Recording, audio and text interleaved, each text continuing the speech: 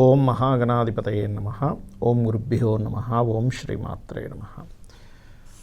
మనం ఈరోజు వాస్తులో ఎందుకు కొన్న ఇంట్లో ఆనందంగా ఉండలేకపోతున్నాము, ఆ ఇంటికి వెళ్ళినప్పటి నుంచి విపరీతమైన కష్టాలు ఎందుకు వస్తాయి, ఆ ఇంటికి వెళ్ళినప్పటి నుంచి విపరీతంగా బాగా కలిసి ఎందుకు వస్తుంది అనే విషయాలు తెలుసుకుందాం.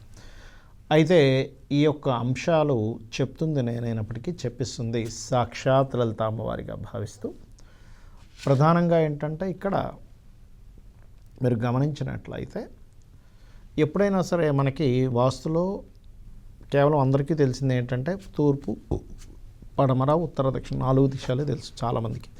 ఇంకొంచెం తెలుసుకున్న వాళ్ళకి ఈశాన్యము, ఆగ్నేయము, నైరుతి, వాయువ్యము అంటే north east, south east, south west, north west, ఈ 4 తెలుసు. అంటే మొత్తం 8 దిశలు కొంతమంది తెలుస్తుంది. కానీ ఈ 4 అంటే ఈ తూర్పుకి ఈశాన్యానికి మధ్యలో తూర్పు ఈశాన్యం ఉంటుందని, తూర్పుకి ఆగ్నేయానికి మధ్యలో తూర్పు ఆగ్నేయం అంటే south east, east south east ఉంటుందని, సౌత్కి సౌత్ ఈస్ట్కి మధ్యలో సౌత్ ఈస్ట్ ఉంటుంది అంటే దక్షిణాగ్నేయం ఉంటుంది. అలాగే దక్షిణ నైరుతి, పడమర వాయువ్యము, ఉత్తర వాయువ్యము, ఉత్తర ఈశాన్యం, ఇలాగా మళ్ళీ మరొక 8 ఉంటాయి.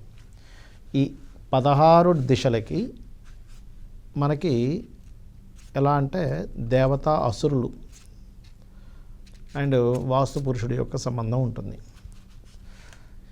ఇవి ఎప్పుడైతే డిస్టర్బ్ అవుతాయో, ఏమిటండి మన ఇంట్లో ఉండేటువంటి జోన్స్ డిస్టర్బ్ అయితే మనిషికి ఎందుకు ఇబ్బంది రావాలని నన్ను ఆయన ఒకసారి అడిగాడు. ఇక్కడ ఏంటంటే ఈ శరీరం ఏదైతే ఉందో ఇది పంచభూతాలతోనే తయారైంది. ఈ విశ్వంలో ఉన్న ప్రతిదీ పంచభూత సంబంధంగానే ఉంది. మరి కరెక్టేనండి, విశ్వంలో ఉన్న ప్రతిదీ పంచభూతాలతో తయారైంది కదా. మరి అలాంటప్పుడు మనము ఒక కారు తీసుకున్నాము, కారు పాడైపోయింది, మనకెందుకు, మన శరీరానికి ఎందుకు ఇబ్బంది రావట్లేదు. ఒక ఫోన్ పాడైపోయింది, మన శరీరానికి ఎందుకు ఇబ్బంది రావట్లేదు, ఇది పంచభూతాలతో తయారైంది కదా. తర్వాత ఇంకోటి తయారైంది కదా. అంటే మనకి పురాణాలలో వాస్తు పురుషుడు యొక్క జననాన్ని మీరు కనుక తెలుసుకున్నట్లయితే అతను ఎలా ఉద్భవించాడు, అతనికి భయపడి రాక్షసులు, దేవతలు బ్రహ్మ యొక్క మాటను విని అతన్ని భూమి మీద పడేసి అలాగ అతని మీద ఉన్నారనేటువంటి దానికి ఒక ప్రామాణికత ఉంది. కానీ ఈ ఫోన్లోనో లేకపోతే ఇంకొక కారులోనో ఇంకో వస్తువులోనో అలా అందరూ వచ్చి ఉంటారు అక్కడ. కాబట్టి వాస్తు పురుషుడు యొక్క శిరస్సు భాగం ఈశాన్య భాగంలో ఉంటుంది. ఎక్కడెక్కడ ఏ దేవతా అసుర స్వరూపాలు ఉన్నాయి అనేది చాలా స్పష్టంగా మనకి విశ్వకర్మ ప్రకాశిక అనేటువంటి గ్రంథంలో, ప్రామాణిక గ్రంథంలో ఇవ్వడం జరిగింది. అందుకు మనం ఏదైనా ఒక ఇంటికి వెళ్ళినప్పుడు ఇది పంచభూతాలతోనే, అది పంచభూతాలతో తయారైంది, మనలోనే దేవతలు ఉంటారు, అక్కడ దేవతలు ఉంటారు. అంటే కనెక్టివిటీ.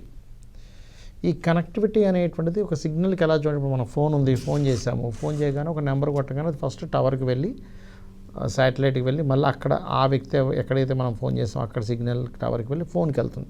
అంటే ఇవన్నీ కోడింగ్లో కనెక్టివిటీ అయి ఉన్నాయి కాబట్టి మనం డయల్ చేసిన ఒక నెంబర్ కరెక్ట్గా వెళ్ళి కనెక్ట్ అవుతుంది. అలాగే మన శరీరంలో ఉండేటువంటి దేవతా స్వరూపాలు లేదా దేవతా అసుర స్వరూపాలు, నెగిటివ్ అండ్ పాజిటివ్ ఎనర్జీస్తో కలిసి ఉన్నటువంటిది పంచభూతాలతో తయారైనటువంటి మన శరీరానికి, ఈ భూమికి, అక్కడ ఉండేటువంటి దేవతా అసురులకి లింక్ ఉంటుంది. ఆ లింక్ ఉండడం వలననే మనము గనక ఏదైనా అంటే మన బాడీకి సెట్ కానటువంటిది, మన తత్వానికి సెట్ కానటువంటి ఇంట్లోకి వెళ్ళినట్లయితే ఇది ఎలా చూడాలి. మొట్టమొదటిగా మనకి వర్గు అనేటువంటిది ఉంటుంది. అంటే మీ పేరులో ఉండేటువంటి మొదటి అక్షరాన్ని తీసుకొని, అంటే ఉదాహరణకి ఆ నుంచి అమ్మహ వరకు తీసుకుందాం అనుకోండి. ఈ ఆ నుంచి అమ్మహ వరకు ఉండేటువంటి పేరు అంటే అఖిల్ అనుకోండి, అభినవ్ అనుకోండి, అభిషేక్ అనుకోండి, లేకపోతే ఈ అనుకుంటే ఈశ్వర్ అనుకోండి, లేకపోతే ఉదయ్ అనుకోండి, ఉదిత్ నారాయణ అనుకోండి. ఇలా అంటే ఆ నుంచి అమ్మహ వరకు ఉండే అక్షరాలకి ఒక డైరెక్షన్ పనికి వస్తుందని ఉంటుంది. అంటే తూర్పు, ఉత్తరము, దక్షిణం ఇలాగ. అలాగా కక్క వాళ్ళకి ఒక డైరెక్షన్. ఫస్ట్ మీరు తెలుసుకోవాల్సింది ఏంటంటే మీ పేరులో ఉండే మొదటక్షరం ఏమిటి, దాని తర్వాత ఆ మొదటక్షరం తెలుసుకొని దానికి 2-3 డైరెక్షన్స్ కలిసి వస్తాయి. దాని తర్వాత మీ జన్మజాతకంలో ఉండేటువంటి జాతక చక్రంలో పాప శుభగ్రహాల యొక్క స్థితిని బట్టి కూడా తెలుసుకోవాలి. అప్పుడు మీరు ఆ ఇంటికి వెళ్ళినప్పటి నుంచి బాగుంటుంది. ఇది ఒక స్టెప్. మనం నెక్స్ట్ ఎపిసోడ్లో ఇంకేం చూసుకోవాలో కూడా తెలుసుకుందాం. శ్రీమాత్రే నమః.